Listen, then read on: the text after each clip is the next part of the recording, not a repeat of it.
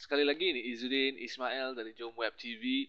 Dan kita sambung lagi tentang array dan juga membina table. Tak sangka pula kita sampai begitu panjang sekali tentang array dan table ya.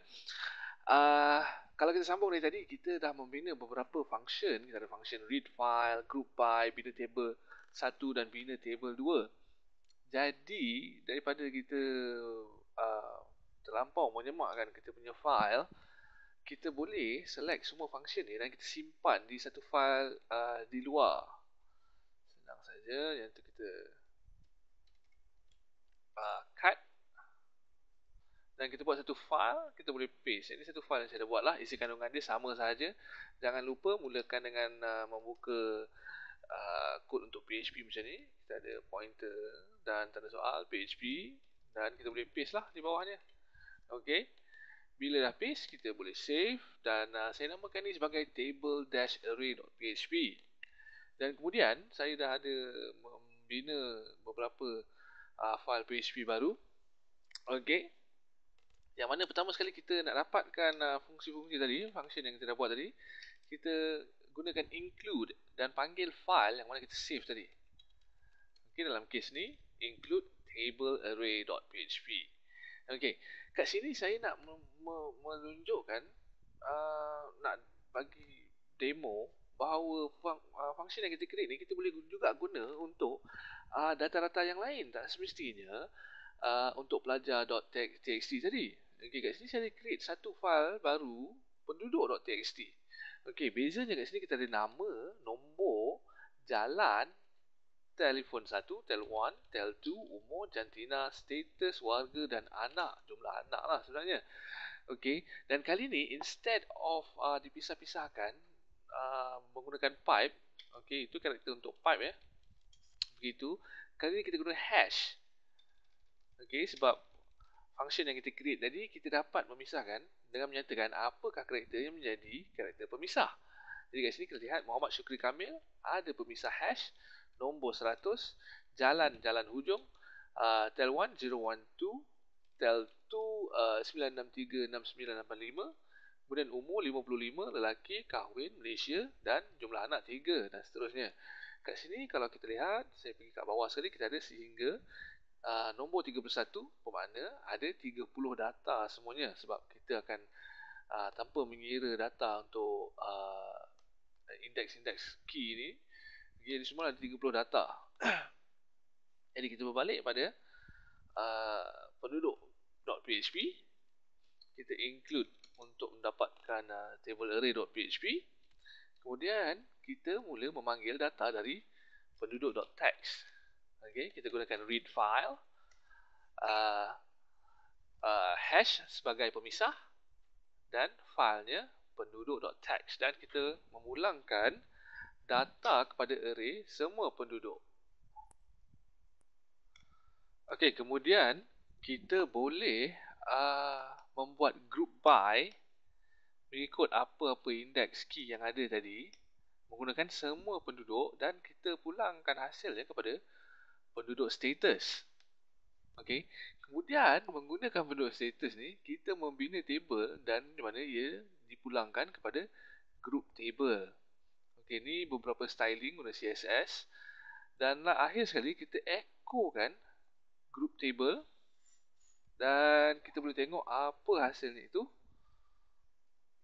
Okay, penduduk. Okay, jadi begini rupanya group table. Okay, kalau sebab kita dah membuat grouping mengikut jalan, jadi kita ada jalan hujung, jalan tengah, jalan sembilang, jalan semerah, jalan awal. Okay, semua sekali kita lihat ada 30. Besarkan sikit. Okay, ada 30 data. Kita boleh bermain main dengan data ni. Sebagai contoh, mungkin kita nak melihat grouping mengikut status, bujang atau berkahwin.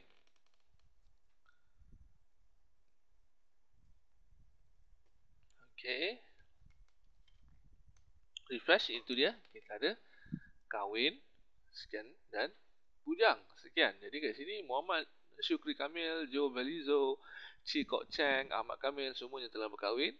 Dan Rahmat Hashim, Zamri, John Steven, Andrew, semuanya bujang lagi.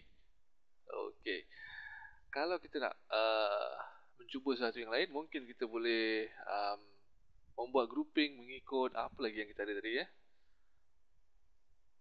Kita ada why not warga, kita cuba warga. Oops, bukan yang ini. Minta maaf. Warga. Okey, kita ada yang dari Malaysia. Dari USA ada 3 orang, Singapura ada 1 2 3 4 5 6 orang, Taiwan dan akhir sekali Indonesia. Okey. Ini agak menarik ya. Mungkin kalau kita fikirkan kita boleh um, uh, membuat sesuatu yang lebih lagi dengan membina satu link supaya kita dapat klik dan melihat hasil grouping. Okey. Yang sebenarnya memang saya dah buat pun. Kita ada dekat penduduk 2. Okey. Yang mana pertama sekali kita dapatkan data dari URL. Okey. Saya boleh demokan di sini. Pertama sekali, apa kata saya buat echo. Ini dekat penduduk PHP ya. Dan saya buat P, kita pulangkan group. Okey. Dan group ini kita dapatkan dari get